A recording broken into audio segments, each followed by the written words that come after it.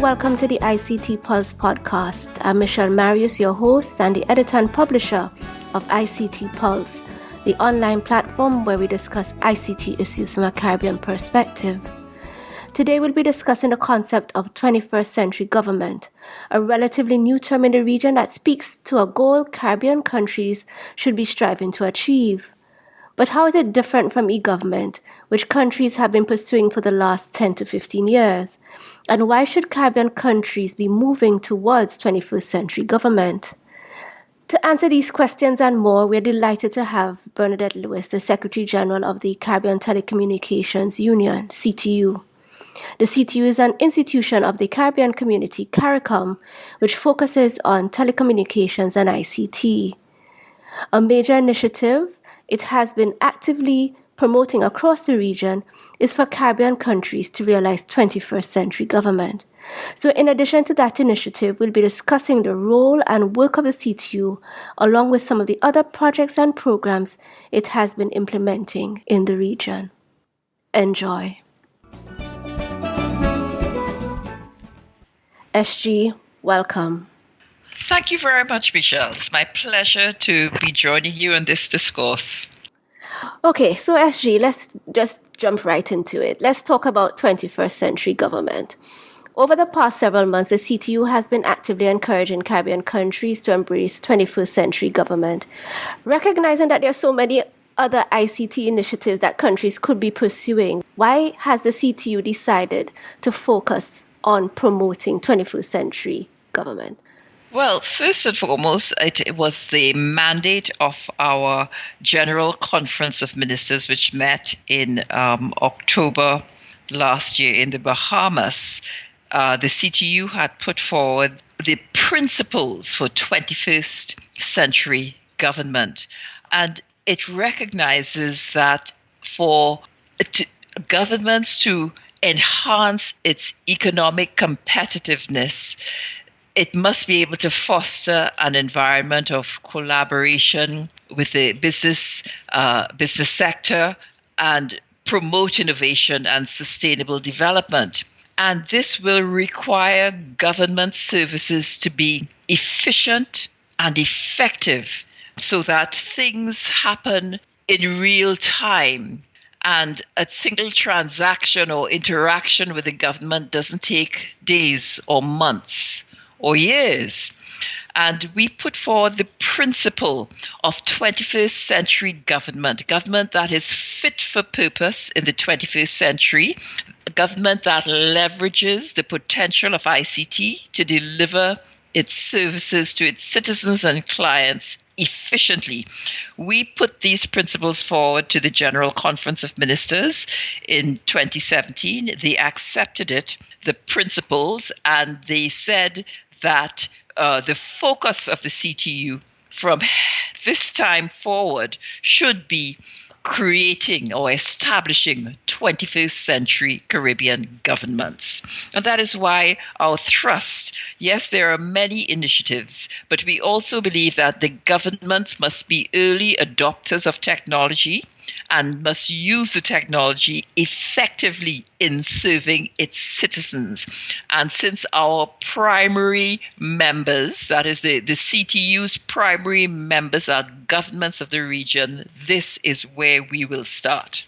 And in focusing on 21st century government, are we clear about what it would look like? You did say that, of course, we need for government services to be more efficient and effective, but, were any specific parameters or targets or any sort of measures set so that at the end of the day, we know that we have achieved 21st century government? Absolutely.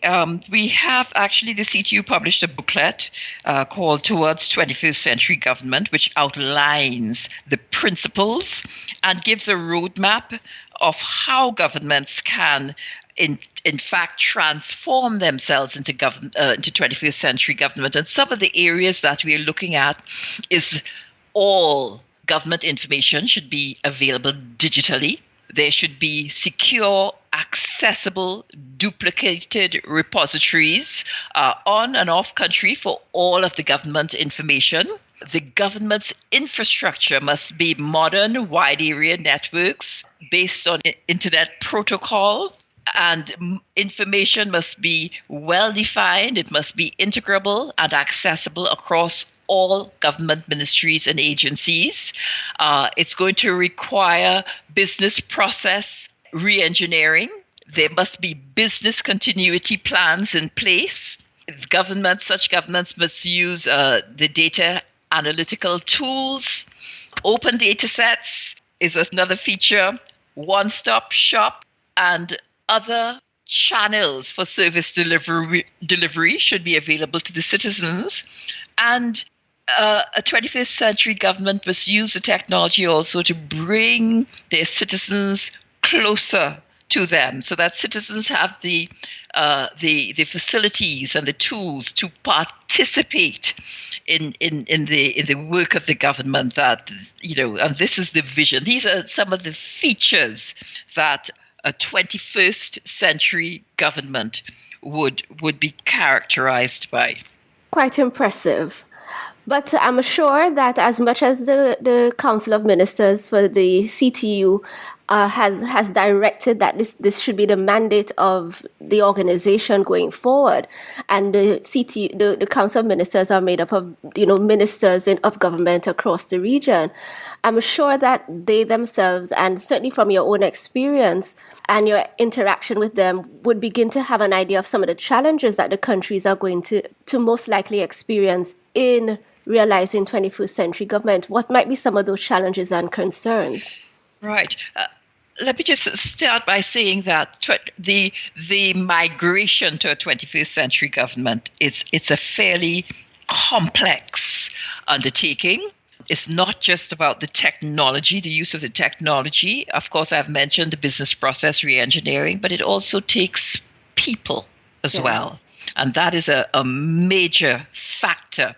One of the things that we insist upon, or one of the things that we've identified as a priority area for beginning this migration process, is the need for a champion at the highest level of government. The Prime Minister, the head of state, needs to be the champion for this process.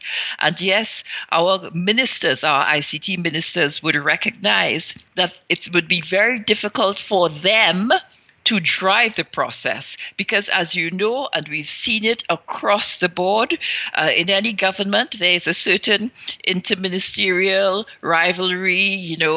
Every minister wants to show that he is doing a good job. And consequently, you need that the Prime Minister, the head of government, to make the declarations, this is the way that we are going to go, and to bring every ministry in line on that program, working towards this whole notion of seamless government. And you would appreciate that our systems are entrenched. Government ministries work fairly independently, and consequently you need a champion at the highest level of government to drive the process. Unfortunately, and this is just by dint of our historical experience, the information pertaining to any citizen is distributed across the silos of ministries in government. And the government has a unique relationship with its citizens in that it is the only institution with which a citizen has to interact at every step of their lives. So think about it. From birth, you have to register the birth. Immunization, you register with the Ministry of Health. Education, you register with the Ministry of Education. When you finish your education and you graduate, you start to work, you have to register with the Ministry of Finance. If you want to buy a piece of land, the land registries, and so on. It is only the government that has this sort of relationship with its citizens. Now, the citizen is a unique individual. So why is it that all of his information is distributed across all of the government ministries and agencies with which he has to interact. And our vision of 21st century government is that at the time that child is born, he is issued a unique identifier which follows him throughout all of his interactions with government, and at every stage where he interacts with the government, this information that he is generating is associated with that unique identifier, and that the information pertaining to that citizen follows him across all of the ministries. His information is associated with him seamlessly across all of government. And for that to happen, you would recognize that a lot of work has to be done in terms of changing mindsets. Yes. Because of this siloed approach.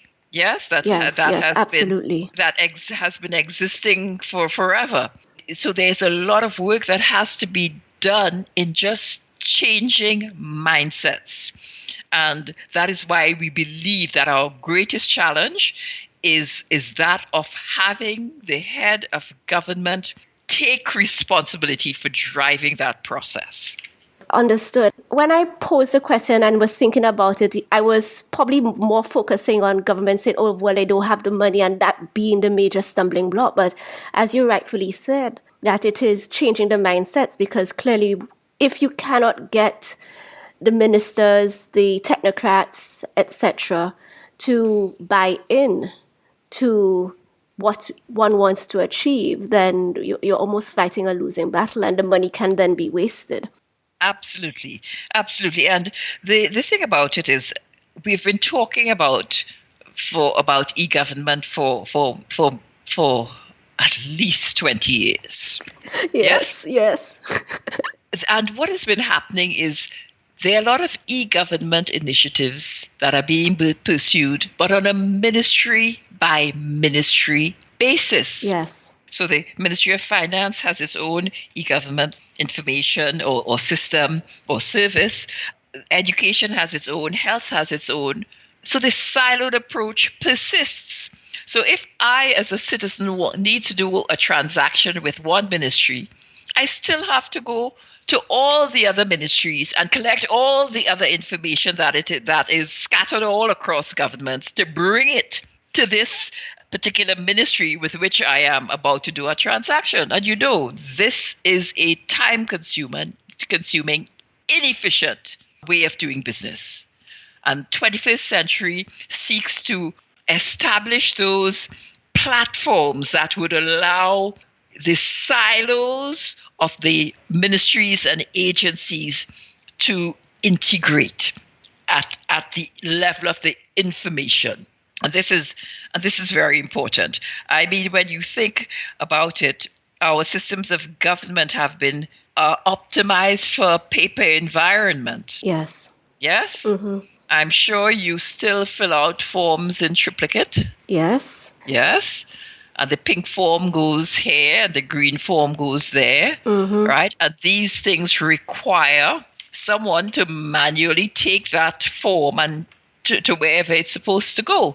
And when it arrives at its destination, if there's nobody there to process it, it will sit on a desk for another 2 weeks. Yes. Yes? Yes. So our systems of government have been optimized for a paper environment.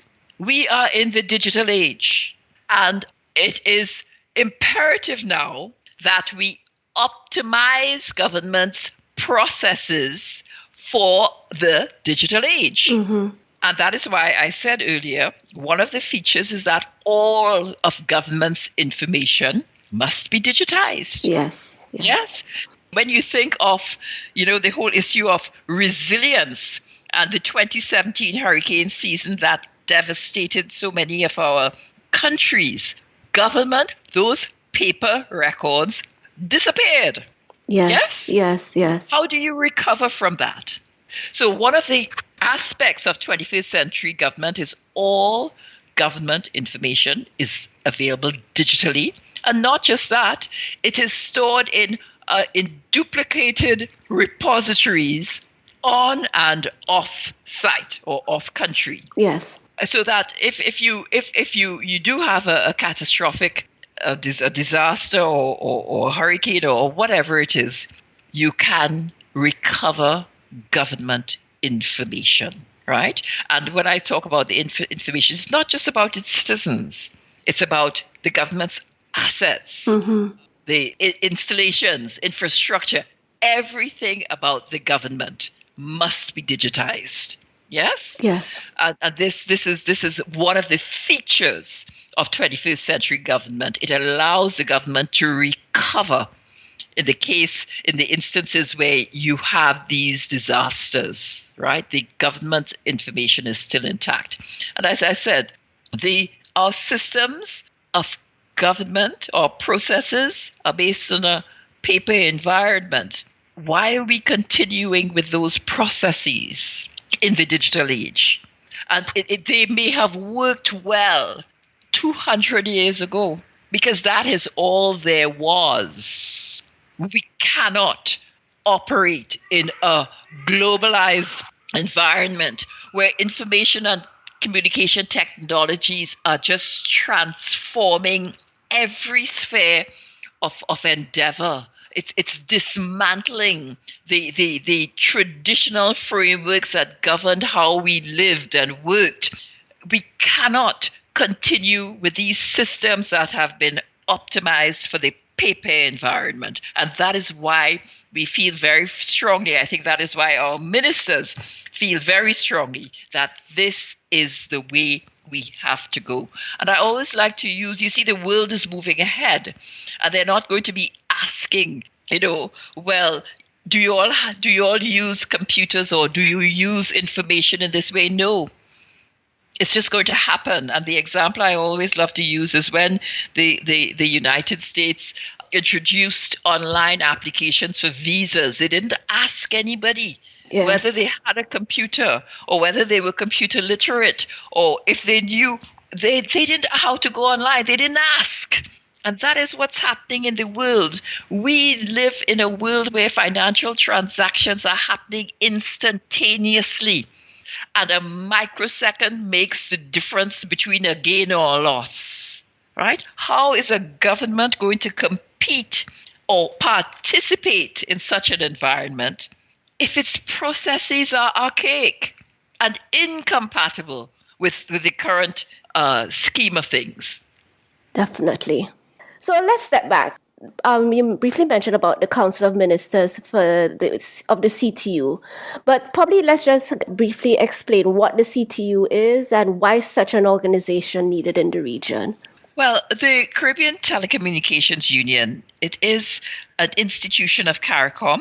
It was established to help in the formulation of harmonized policies for the telecommunications sector, to coordinate regional telecommunications projects, and also to help build the capacity of the members of the member governments of the CTU in the area of telecommunications. The organization was established in 1989, but since that time, the whole world has changed. You have seen the rapid pace of technological evolution has really transformed the telecommunications, and that what it has done, it has resulted in information technologies and telecommunications technologies. They have become inextricably linked in what we call information and communication technologies. And because of this rapid pace of technological innovation, the whole of the telecommunications sector was changing at a very, very rapid pace.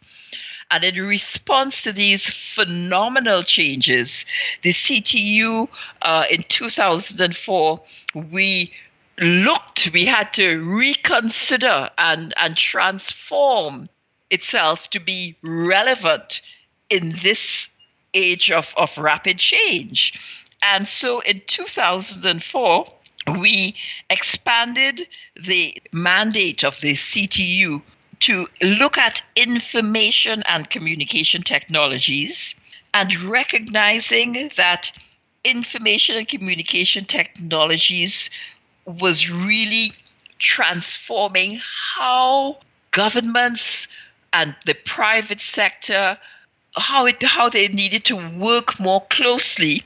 The membership of the CTU was expanded to include private sector organizations and non-CARICOM Caribbean countries. And what that decision effectively did was to transform the CTU as a multi-stakeholder organization.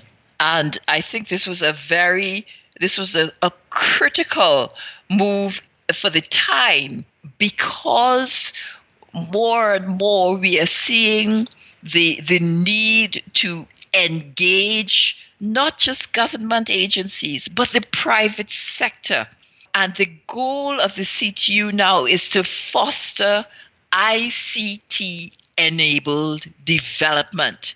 And there's no one body that could do this on its own. It is a collective responsibility, and we have to work with the private sector and civil society in order to really foster this development. So the CTU has now become an ICT institution of CARICOM. And as I said, while our primary members remain member governments, we also have private sector and civil society organizations that participate in the work of the CTU. So we still do harmonized policy, but it is for ICT, this new term, this evolved term, information and communication technologies. And we still do capacity building. We still do coordinate regional projects. We still do these things, but now not for telecommunications, but for information and communication technologies. Understood. So there are two questions I want to ask based on what you've said. What might be some of the challenges that the CTU experiences as it tries now to fulfill this broadened mandate? Well, like many CARICOM institutions, we have some very serious financial challenges, but we get very, very creative in raising the finances to fulfill our mandate. That is the first thing. And the other thing, I think we have had to, or let's say 20 years ago, we were seen as a government institution. And since we worked to the level of governments, there was not much visibility for the work of the CTU. But as I explained before, information and communication technologies, they are cross-cutting. They touch every sector. They touch governments. They touch organizations. They touch ordinary citizens. And one of the challenges that we're working to overcome is that we had been almost invisible to the business community and the ordinary citizens. And one of our challenges is raising the visibility of the organization and the brand of the organization, so that we are not just viewed as a government organization, strictly governmental, but that our work, people recognize and understand the work that we do on behalf of the citizens of the region. So it is that we are really trying to build that brand for people to understand and recognize the work that we do on their behalf. And as I said, in the past, we worked primarily with governments. And I could give you one example of our reach now to citizens. That is, for example, the Caribbean ICT Roadshow. And as a policy institution, in attempting to write harmonized policies, we recognized that there was really a lack of understanding of how technologies can be used to foster development. And we embarked on the Caribbean ICT Roadshow with a view of raising awareness of how you leverage the power of the technology. And one of the things that we always point to is the fact that you cannot just take the systems that you've had and put them in an ICT environment or embed ICTs in them and see some sort of transformation. It doesn't work like that. Yes. There needs to be a conscious consideration of the potential of the technology and how you can now leverage it to transform what you have. So it calls for business process reengineering. And I'll give you one of the examples. You go into an office and there are computers all over the place. On every desk, there's a computer, and people are taking information and entering it in handwriting in a ledger. Yes. So the technology is there, but they have not leveraged the potential. And this we were seeing this on a regular basis. The technology is available, but people have not understood that you don't just put it there and use the same systems that you've had. So we embarked on the Caribbean ICT Roadshow.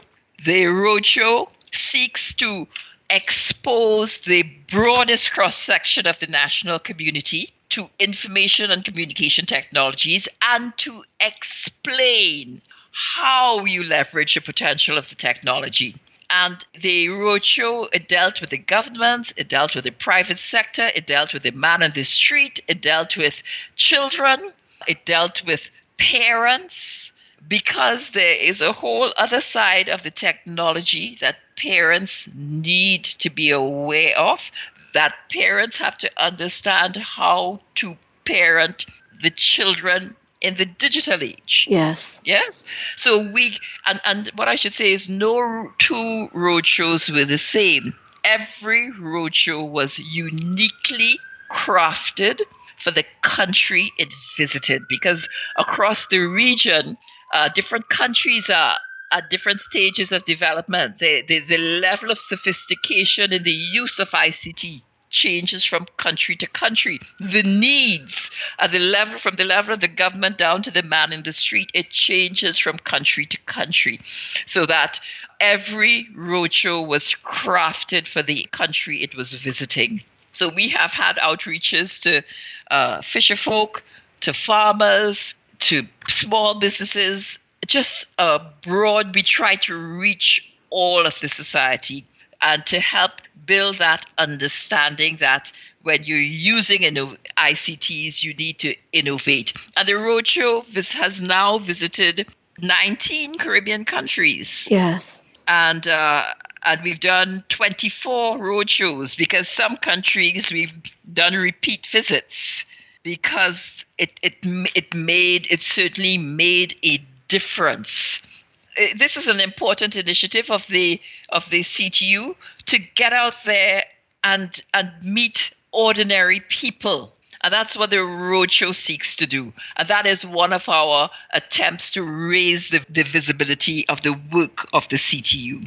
So back to the questions. Two of the challenges: financing, which is an issue with all of CARICOM's institutions. Yes. How do you finance our operations? And the other thing was the whole issue of visibility and really getting out there and helping the citizens, the citizenry, and our governments to understand the role of the CTU in enabling people to leverage the potential of ICT. Okay. And just besides lobbying for 21st century government, what might be some of the CTU's other priorities into the foreseeable future? Right. The other area that we're very much involved in is the whole issue of spectrum management. The world is not just going digital, it's going wireless. Mobility is a significant aspect of ICTs. We no longer wish to be tethered to desks or physical locations. And therefore, the use of wireless technologies enables us to be mobile and still be connected. So the use of the radio communication spectrum, the efficient use is one of the areas that the CTU is looking at. The whole issue of telecommunications, wireless telecommunications, the technology since its inception more than 100 years ago, it remained fairly constant. And until the 80s, 1980s, when we started seeing this rapid technological innovation happening, the technology changed quite dramatically. And therefore, it was necessary to reform how we assigned radio frequency spectrum. And the CTU did a lot of work on reforming spectrum management in the Caribbean. We had one project from 2005 to 2009 where we actually made recommendations in terms of how the spectrum management practices needed to be reformed in the Caribbean. And then from 2013, we embarked on a second phase of this project where we actually developed a spectrum management strategic plan, which is being implemented at this point in time, where we are looking very closely at the whole issue of interference and also the spectrum allocation. We have, coming out of that project, we have a spectrum management task force and a spectrum management steering committee that looks at spectrum issues in the region. So we have had, for example, quite recently an issue of cruise ships on board wireless systems interfering with the land-based systems when they arrive in the port. And the steering committee, which was established by the work that the CTU had been doing, they are now looking at that issue. So spectrum is certainly one of the things that we are also looking at. We are very concerned about building inclusive societies. And so in 2013, we started work ICTs for people with disabilities. And every time we visit a country, we would reach out to the deaf and the blind communities to expose them or to help them understand what technologies are readily available that can potentially transform the quality of their lives. So we have done you visited about 6 or 7 countries with a program, ICT for People with Disabilities.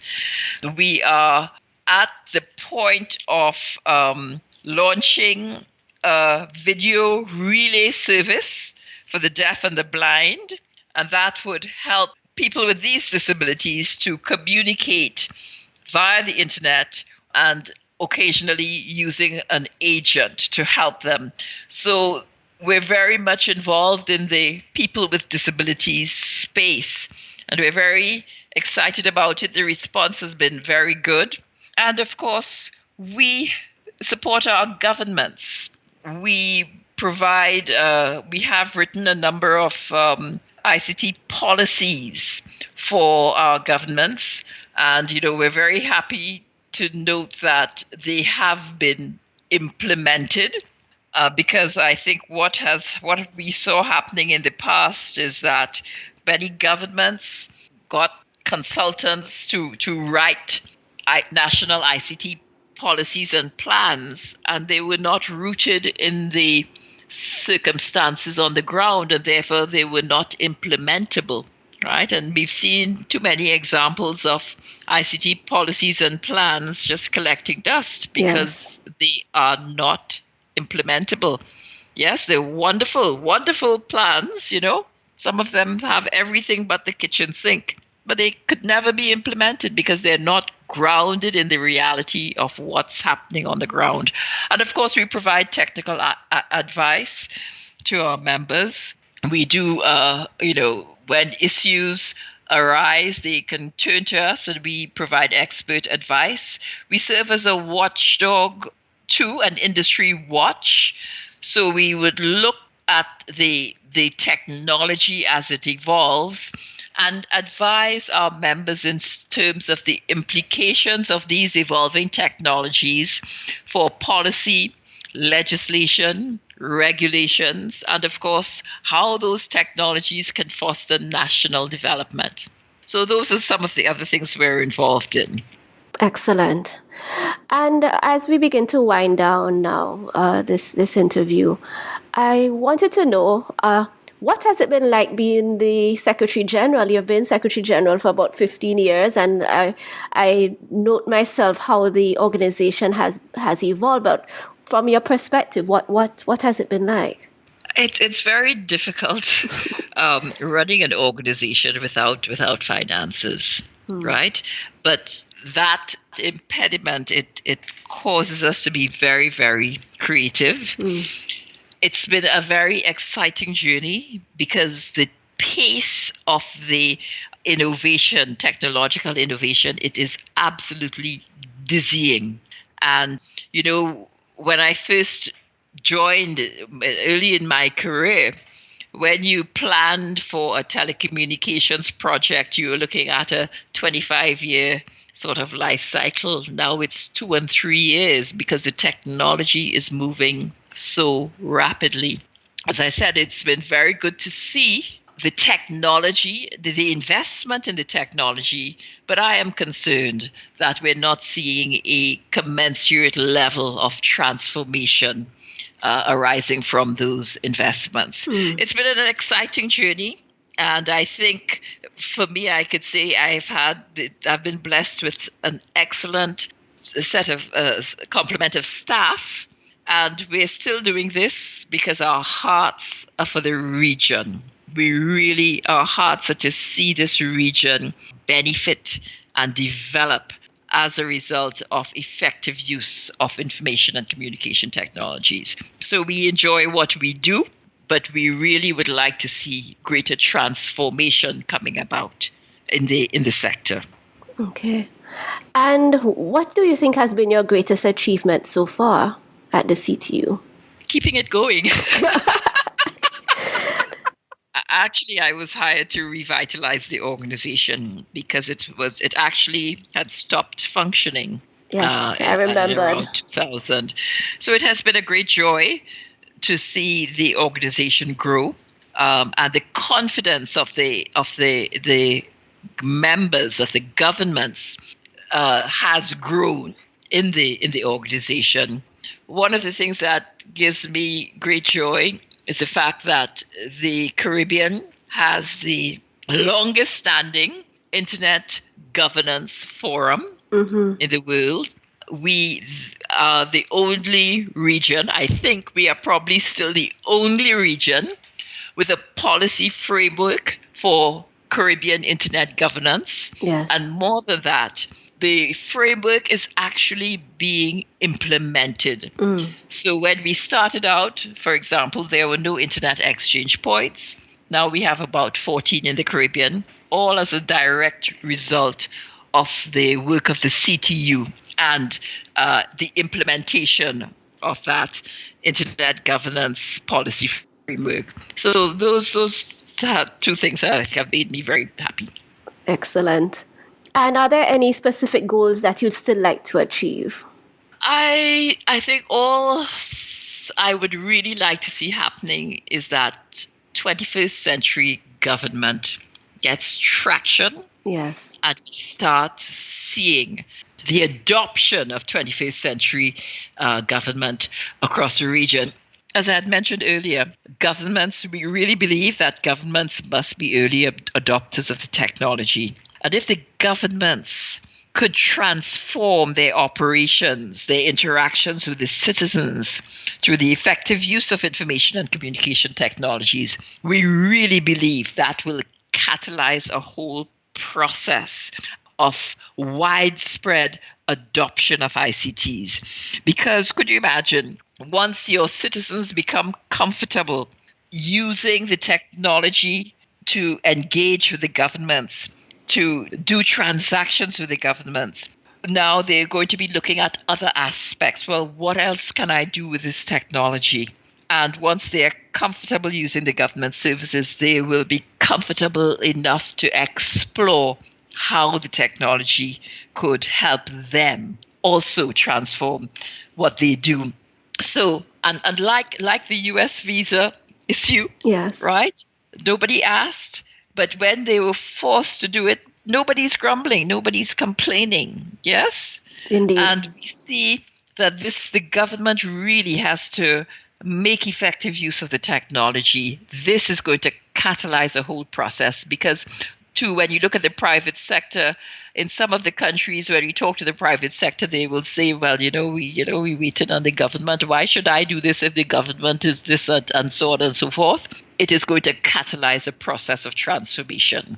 So that is what I would really like to see happen. I want to see the establishment of 21st century governments that are fit for purpose in this century. And 21st century government is not an innovation, It is merely an attempt of the CTU to help governments catch up Definitely. and enable them to perform in this era of instantaneous transactions.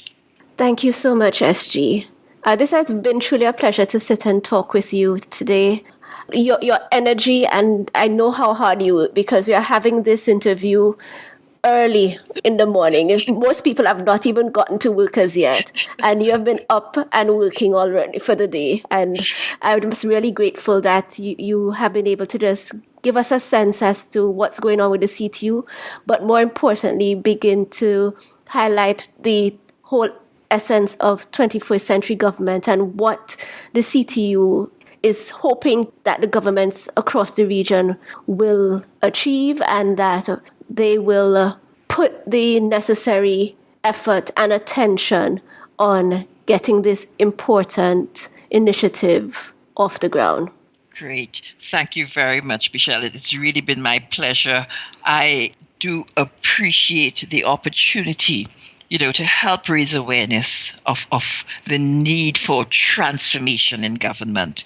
So I thank you. I thank you very much for this opportunity. That's it for today's episode. Thank you so much for listening to the ICT Pulse podcast.